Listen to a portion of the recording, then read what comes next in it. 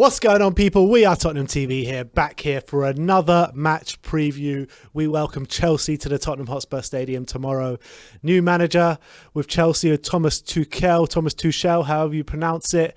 How do you assess him as a manager even before he came to Chelsea? I always thought he was a very good manager, positive, proactive manager who's very intense in the way he manages. He's very similar to how Poch was, likes to get young players involved, likes to be kind of very, very intense in the way he plays. So I thought he did a good job at Dortmund. It's hard to judge him on PSG, I thought, but I think he did a decent job there. Got to the Champions League final and it was a 1-0 defeat away from lifting that trophy. So he was harshly judged because he didn't win that game pretty much. But he won a couple of league titles, and obviously he did lose his job to Pochettino not so long ago. But I think he's a manager who's clearly got a clear style of play, and he's imprinting that on Chelsea straight away. And I think he's going to do a good job there. I really do. And I think he's got the players there. That squad is ready for an upturn in form. That's the worrying thing. They've got very good players in that squad. No one can deny that. So I think it's a good appointment, and I would have rather obviously he wasn't that was still a Lampard, but it is what it is.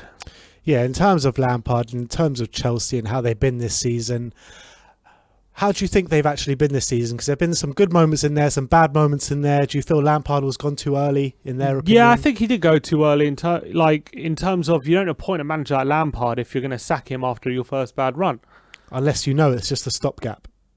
Yeah, but why appoint him as a stop? I get that you're appointing him in a season where you had a transfer ban and everything, and then he overachieved, and then he got loads of money, and then expectations changed, and then he underachieved.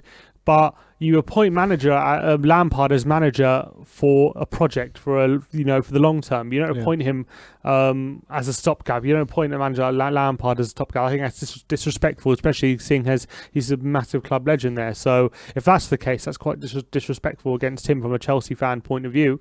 But in terms of the job he was doing, yeah, he could have done better. Obviously, he didn't do great, did he? But the league is so tight. A few wins, you're up there. A few losses, you're down there, and you can be fooled by where you are in the table 100%. Very easily. And I think he was sacked when they were 9th, but they're really not far off top 4. So it's all about perception. Yeah, 100%. Moving on to the game, obviously since Tuchel's become the manager, they've not conceded a goal yet. 2 games. 2 games, yep. They drew 0-0, and then they won 2-0 against Burnley. Correct. How do you feel this game is going to go? How do you feel they're going to set up against us? Well, they've been playing, apparently, according to Lewis, they've been playing the system with Hudson-Odoi and either Chilwell or Alonso wing-back in a back 5, with, more like a midfield 4-5 with 3 up front. Midfield 4 with 3 up front, I think. That's what he said.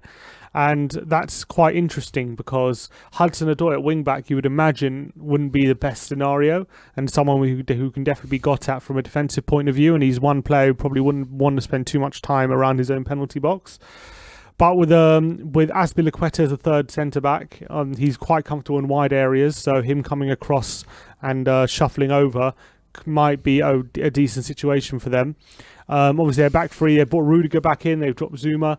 He's obviously, I think Rudiger's a better midfielder, better centre back. Sorry, Zuma's had a great season. I know he has, but I think people might have been a bit fooled by the fact he scores so many goals from corners, and that defensively he can be caught out quite a lot.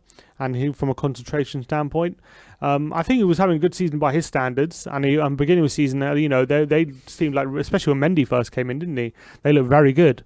But it's definitely dropped off a bit ever since they went top of the league in December. And then he's bought Jorginho. He likes to play Jorginho, whereas Lampard shifted him out, didn't he? Jorginho and Kovacic, they play in the middle there. Yeah, I think Kante might have started last game. I don't think so. It was Jorginho and Kovacic last game. Was it Jorginho and Kovacic? Yeah.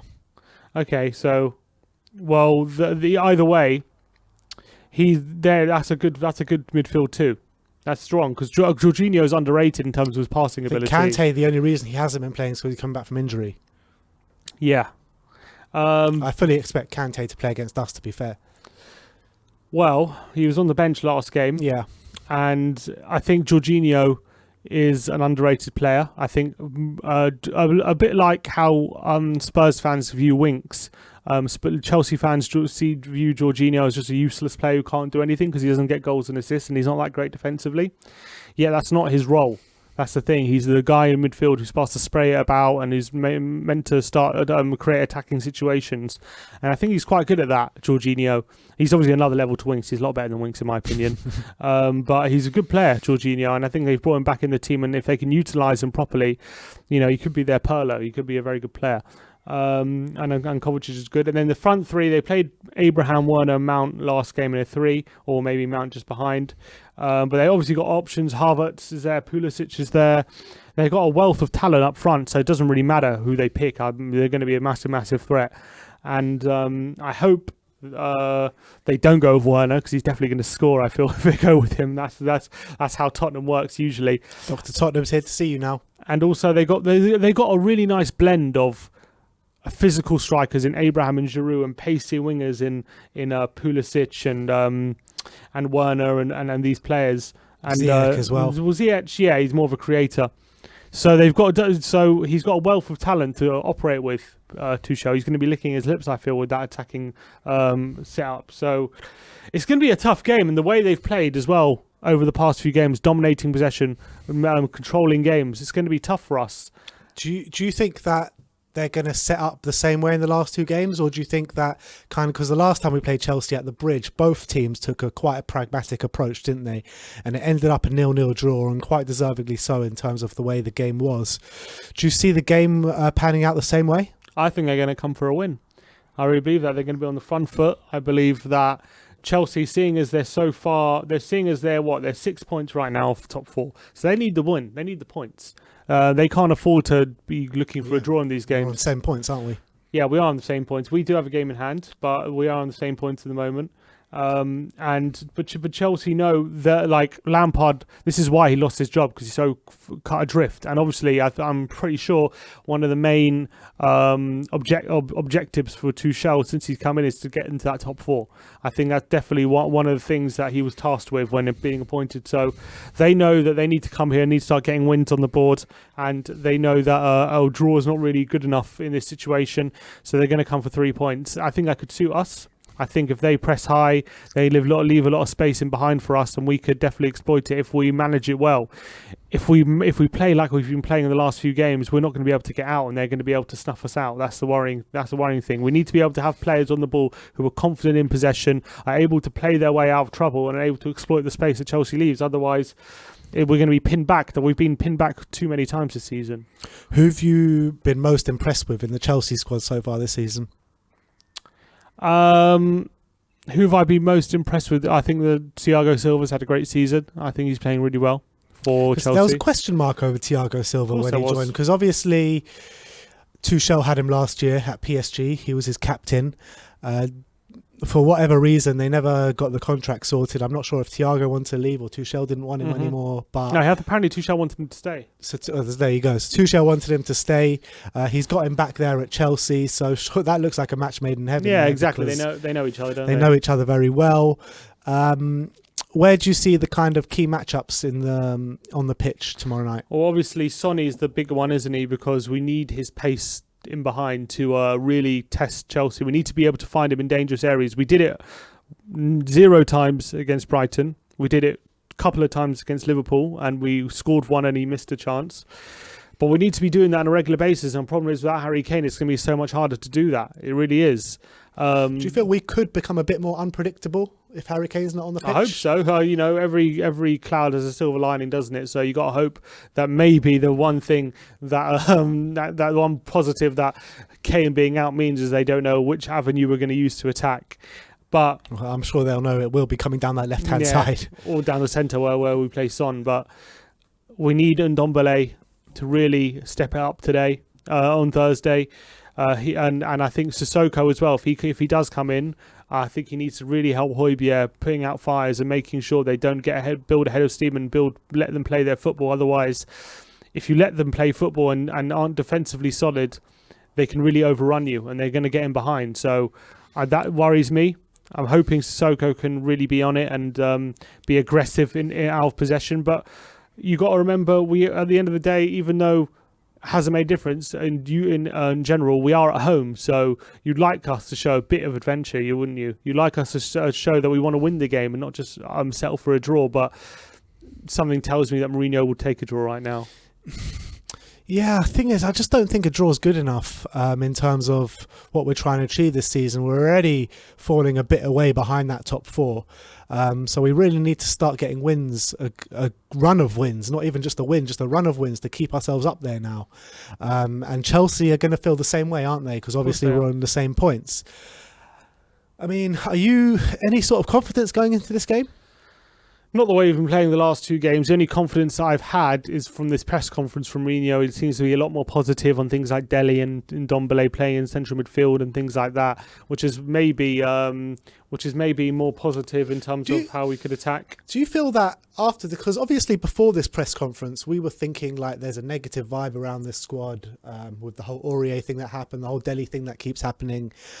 Now, with this press conference, he said positive words about Dele, positive work about Tongi, about playing in the middle of the park, and obviously Aurier's back in as well, yeah. Exactly, Aurier's back in the squad. So is there a bit more of a positive vibe around the squad now? You have to hope. We have to see on the pitch whether it bears out, and we're really seeing them put everything for the team to get the win. I'm hoping Mourinho is trying to get them back on side. Now the window's closed, we can't really do anything. These players have no choice but to get stuck in, and it's only going to hurt themselves if they down tools or anything like that and don't perform for Jose. So I'm hoping this could turn around our bad form. That's a tiny bit of positivity, but the way we're playing at the moment is worrying because we look so leaky at the back. The way we're defending, we don't seem to be able. Even Brighton, could scored 3 or 4 goals against us, and then going forward, we seem lost. Yeah. We seem devoid of ideas. So we really need to start working on how we're doing that, and start working on how to fix that problem. Because it's all well and good him tightening up the defence, but we need to work on the balance and how we're creating chances as well. Because we've shown in other matches this season we can create chances, and it's all about striking that balance. Yeah, I mean, obviously we're on terrible form at the moment with 2 wins in 9 games. Yeah. On the back of that form, would you rather play a team like Chelsea, or would you rather play like a team fighting for their lives like West Brom or Fulham? I think the derby could help us. I think it could help us from a motivational standpoint and from a aggression standpoint and being being full of energy. I'm hoping that will help us, but on the flip side, a team like Chelsea has supreme quality, and they're on the up as well now with a new manager, and they, it could click. Maybe it clicks for them on Thursday, and we get screwed. That could easily happen. So probably I'd rather play a team that we can get we can hopefully get a standard win against, or more likely to, which we thought than would Chelsea. Happen against Brighton. We did, and that wasn't to be. I think we're seeing that clearly no easy games in the Premier League this season. There's the Premier League is, I think the teams not in Europe are really getting a big advantage this year, bigger advantage than usual, because of the fact that their schedule isn't as congested. Congested, that's the word. It's not congested as our one. So that's the thing. That's why a lot of teams that are not on Europe are doing a lot better, but. We have to take the responsibility on our shoulders, and we added 7 players to the squad in the summer for a reason, because our squad was short. So we got to be able to manage these situations, and hopefully against that on Thursday it turns around. All right, so that is it. That is the match preview. Sim, let's get a score prediction.